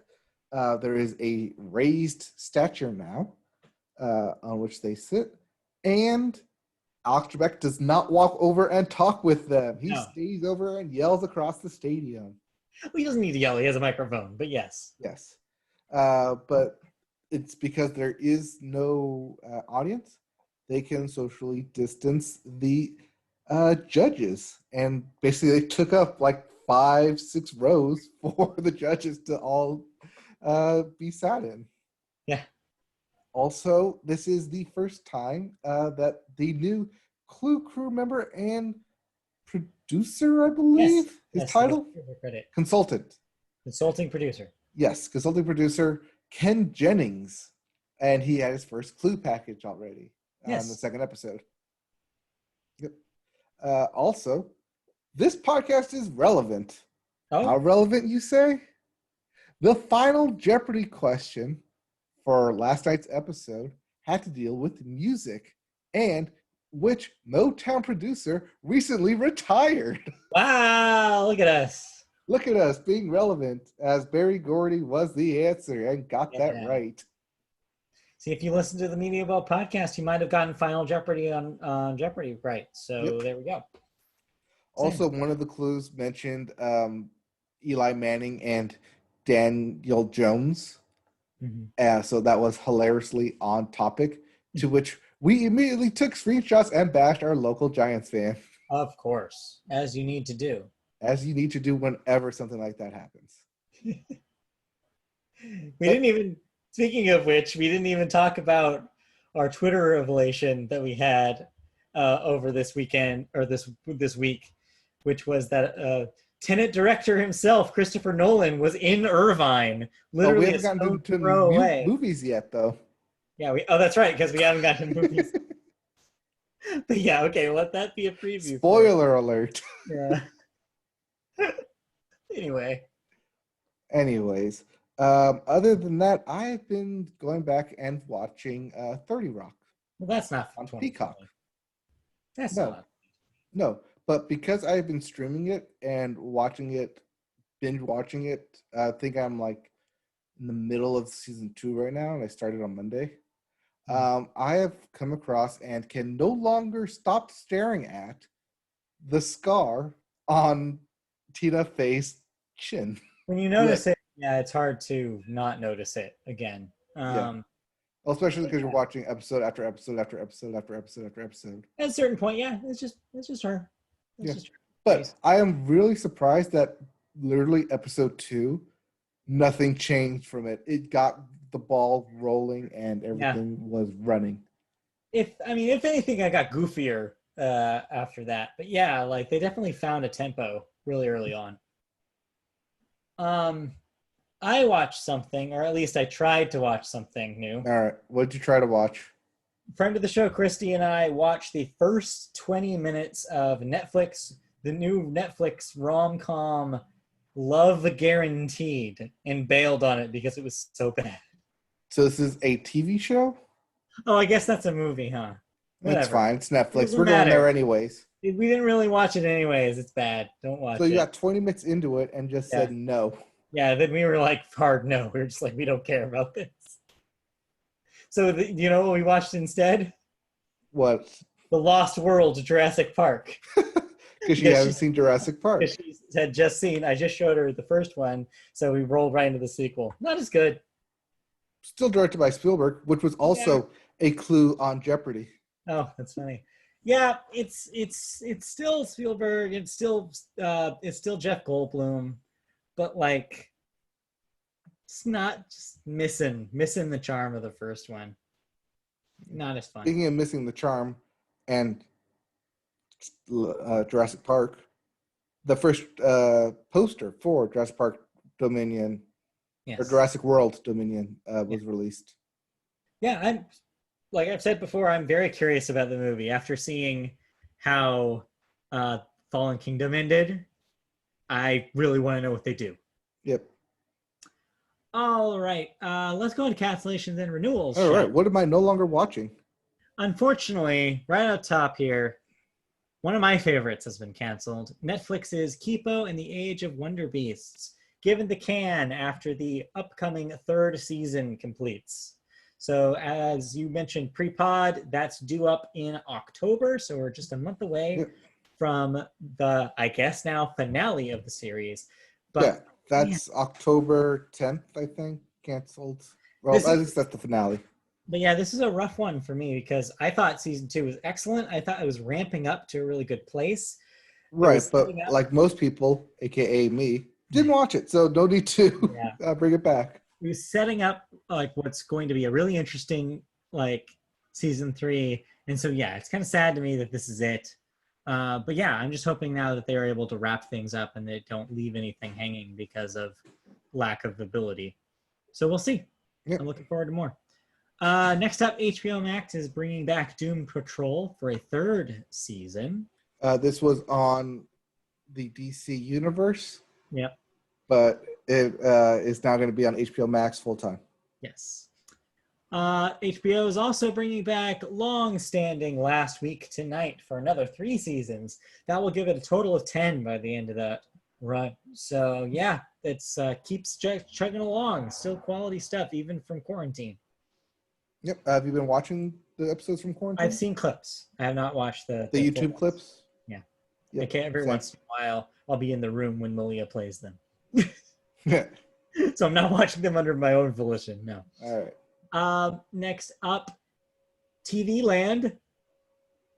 I forgot that Younger was still a show, and well, it will be for now, but it will be ending after its 7th season. So 7-season run for Younger, which was the original sitcom that was a Hillary Duff vehicle.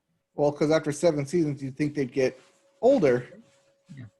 So our thoughts go out to Hillary Duff and Sutton Foster as they now need another job after this is over. Well, Hillary Duff has the Hillary Duff remake. I mean, Lizzie McGuire remake. Hillary Duff remake. She's remaking herself. She's trying to. She's really trying to. Anyway. ABC's canceled United We Fall after just 1 season. We saw that coming. Yep. Showtime is bringing back Desus and Mero for a 3rd season. I've heard good things, but nobody has Showtime. And then in deaths, we just have one rough one this week. Diana Rigg, or Dame Diana Rigg. Age 82, actress, of course, known for The Avengers, not those Avengers, the British ones from the British TV show Avengers. And more recently, Game of Thrones. She kept acting. Yep. And then also won a Tony back in '94. Yay, Tony Award winner. So yeah, Diana Rigg, a very, very recognizable actress. You would know her immediately as you saw her. A staple of TV and film over the years. So yeah, will be missed. Always brought a regal to all of her characters. All right, let's move on to the last thing of the All night. right, last section here, movies. Movies. And we always start movies with the box office. But we don't, because we're pulling it down again, because after a brief period of $20 million Tenet ticket sales last week, the dream is over. We're back to way down to the tubes, down to $3 million for Tenet. So we're just not even going to talk about the rest. So because Tenet dropped from 20 million to 3 million, some stuff happened, which brings us to our first news story. Yes. So if you're wondering what that means for Tenet, well, here's the deal. The muted opening weekend of Tenet did not give Warner Brothers enough optimism to keep its next major blockbuster, Wonder Woman 1984, in October. Who literally said this was going to happen last week? I did. Oh, you did. Yes. Instead, it has been moved to a Christmas Day release. Eric Handler, who is not handling things well, if you ask me, managing director of media and entertainment equity research for MKM Partners, said, until New York City and Los Angeles open, it's going to be challenging to put up big box office numbers. End quote. With Wonder Woman pushed to winter, the next Hollywood blockbuster won't hit theaters until Black Widow arrives in November. And now that might not even happen. Yeah, Black Widow may or may not make it the streaming treatment. We don't know yet. We'll see. So yeah, movie theater chains like AMC, Regal, and Cinemark have altered their operations to increase sanitation, install state-of-the-art air filtration systems, and retain employees for guest interactions. But still, the month of September and October will be filled with lower-budget horror films instead of these big releases, because these policies are enough to persuade couch sitters to become moviegoers. So, simply put, Jeff Bach says, who is a senior analyst at Exhibitor Relations, says the fall lineup is a fumble. I'm not sure how theaters can even operate close to normal with these lackluster titles coming down the line. So why stay open if you're AMC theaters if there's not movies that people want to see? So with Tenet opening, they were already operating at a loss because anytime a big tentpole comes out, those first box office receipts go back to the studio and they take half the income. Yeah. Movie theaters stay in operation from movies being replayed week after week after week. The longer movies in theaters, the more the theater retains the profits. It's key. If no one's going to the theater, they can't get any profits from it. Or if the movie only makes $3 million, that's less money that they get to retain. Yeah. So it's a lose-lose. Are theaters even going to stay open? No, they shouldn't. I think we they have should. reported that theaters like AMC and Regal have runway through next year, about 1 year time from now. I think they take advantage of that. I think they gather up resources, focus on reopening later, because there's nothing. It's just no man's land, especially if Disney pulls the trigger and pulls Black Widow, which I'm thinking they might.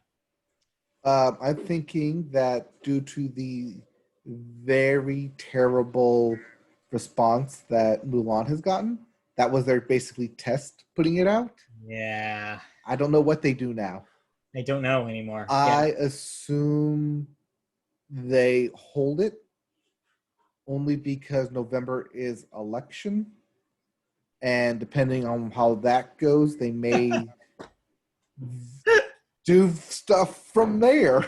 Yeah, I didn't even think about that. But yeah, we're going to be potentially living in a completely upside down world after November. Geez, this year, man. Yeah, it's not November yet. We're only in September. But how close is that? It's literally just it is September 16th today. We have half a month, and then it's October. And then when that month's over, it's November already. It's just right. Gone. This year, just gone. And you're still not going back to an office, right? I don't think so. I don't know. Probably you don't not. know. Like it. You don't know. I don't know. So we don't know. So this is just adding more fuel to the fire that you don't want to go to a theater Yeah. Probably shouldn't be going to a theater. No, if I'm not going to Theaters work, are not going to have a lot of money No. income for any of this. it doesn't. None of this makes any sense. It's just unbelievable. All the stuff. Console launches where there's no games. Movie releases that don't happen in movie theaters. What is happening? The Oscars are still happening. Somehow, what are they going to vote on? Trolls World Tour, Yeah. Sonic the Hedgehog. What wins? I guess now Tenet. Everything, I guess. This is how Christopher Nolan wins his Oscar from Tenet being the only film. Process of elimination is how he gets it. All right. Last story in music. Or, God, All movie right. news. Last news story here. Here's a weird one that you didn't think, because we've thrown out the rule book for 2020. Because nothing makes sense in 2020 anymore. So if I had a bingo card, this wouldn't be on it. This would have Don been. Bluth launches So I a- recently went to Vegas, and I saw this going off at a 1 in a million shot of happening. So yeah, out of nowhere, it's my. Hey, somebody call it 1985, because guess what? Don Bluth wants to make movies again. He's launched a new studio that he says wants to usher in, quote, the renaissance of hand-drawn animation. Yeah, throw quotes 2009 around hand-drawn They animation. tried that and it didn't work. The announcement was published on the studio's Facebook page. They say, we believe the public is craving another renaissance of hand-drawn, also hard-drawn. It's also animation. hard to draw. One of the first projects they have is Bluth Fables, which is based on, quote, a lot of quotes in the story, multiple short stories similar to nursery rhymes and Aesop fables written by Bluth himself. He's still in it. This and other ideas are fleshed out in a number of live streams hosted by the studio, which have since been uploaded to YouTube. The studio has appointed animator Lavelle Lee as vice president. He was a project leader at Bluth's previous venture, Don Bluth's Films. As In we which noted. capacity, he helped spearhead a crowdfunding campaign for a feature adaptation of Dragon's Lair, which I don't think is actually happening. No, it is. Keep reading. Well, the campaign resulted in a pitch presentation in 2017. Last March, it was revealed that Netflix had picked up the rights to the game, but is developing a live-action feature instead. Kind of defeats the whole renaissance of hand-drawn animation thing, but okay. Yes. Why? Hey, Don Bluth making a comeback. Why? Why not? Why? Because he's not dead yet? So, don't get me wrong. I like hand-drawn animation. I do wish they made those movies again. But, and this is a big but, like, I'll show you a big butt. your Mix-a-Lot, Yes. that's what big this butt is. Sir Mix a Lot. He'll Yeah. show you a big butt. I don't like Don Bluth's movies. Any of them. Really? Do you not want a sequel to The Troll in Central Park? No. Or The Pebble of the Penguin, or Anastasia 2, or Land Before Time 25. We don't need this. I don't want a movie based on Dragon's Lair. The whole thing about Dragon's Lair is it's a video game and you play it, and that's why it's cool that it's hand-drawn animation. That was the whole point. If you're watching Dragon's Lair, Then you're probably 60 because Dragon's you know Lair. what Dragon's Lair is. and kids don't even know what Dragon's Lair is. That's why you don't call it Dragon's Lair. You call it The Quest for Dragon's Lair. Yes. Worked so well when Warner Brothers used Quest for Camelot. That's 2 weeks in a row we've talked about Quest for Camelot. Oh. Yeah, this is... somebody is very happy about this news. They are probably maybe 5 or 6 years older than me and probably have a soft spot for the 80s Don Bluth era.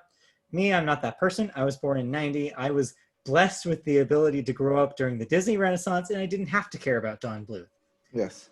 I think we had a VHS copy of the Troll in Central Park, or Right. And I think that anyone who is reading this now and has kids and is excited to show them to their kids, by the time the movies do come out, they'll be 5 years older and probably not caring about animated films at that point. yeah, it's tough. Like I want the art of the hand-drawn film to come back. I love the idea of that, but I just don't know if this is the team I want behind it. like, unless they turn out to do great work, maybe these, this Bluth Fables things will be great. I sure hope they don't call it Bluth Fables because that's stupid. Well, But yeah, like, that's stupid. That's a stupid good. name. I want to see the Paper Man, where it's like 2.5D hand-drawn animation. Where's that film that we were promised? Yeah, that could be okay. But yeah, also, I think the thing that they're missing here is that there's a reason why Disney doesn't do this anymore, because it's super expensive. Mm-hmm. So if they take a big swing on a film that they somehow manage to finance through a bunch of hungry venture capitalists who pour money into this thing, and it ends up whiffing in a pandemic-stricken box that's office, like death nail in a coffin that was already made. then it's done. Then we never see it again. Then it's even worse than we are. It's relegated to TV to where they will stay in purgatory forever. So yeah, I don't know. This is a weird time to be doing this, and it's a weird thing to be doing. All right, I don't know. Can you name the last hand-drawn animated film? Well, I know there's been international ones. That's the thing, is if you talk about United States releases, that's easier. But if you're talking about worldwide releases, I mean, okay, let's just do US to make it easier. I mean, Japan puts out anime movies literally every I'm month. not talking Miyazaki films. Come on.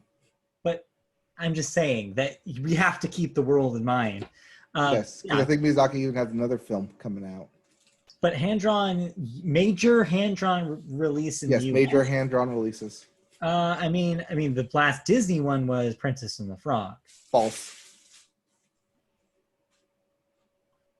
Oh, right. Winnie the Pooh. Thank you. Winnie the Pooh. I always forget it happened. I know. I set this trap up for you and you fell right into it. 2011. So, but yeah, there've probably been others, but they just haven't mattered. Like, it just isn't a big stage. It mattered last year, I think, when Teen Titans Go to the Movies happened. Oh, God. It barely counts. Does Flash animation count?